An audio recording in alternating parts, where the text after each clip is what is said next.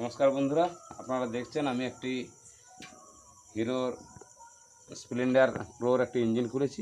এই দেখুন ইঞ্জিনটির অবস্থা দেখুন। ইঞ্জিনের মোবিল একদমই ছিল না। এই দেখুন একদম ভিতরটা একদম পুড়ে গেছে। এই দেখুন এইটুকু মোবিল বেরিয়েছে। এই যে 100 গ্রামও মোবিল নেই, 50 গ্রামের মতো মোবিল বেরিয়েছে। ক্লাচপ্লেটের অবস্থা দেখুন, একদম সব জ্বলে গেছে। এই দেখুন ক্লাচপ্লেটের অবস্থা দেখুন, সব জ্বলে গেছে। পিস্টন একদম সিজ করে গেছে। পিস্টনটা আপনারা দেখাচ্ছি।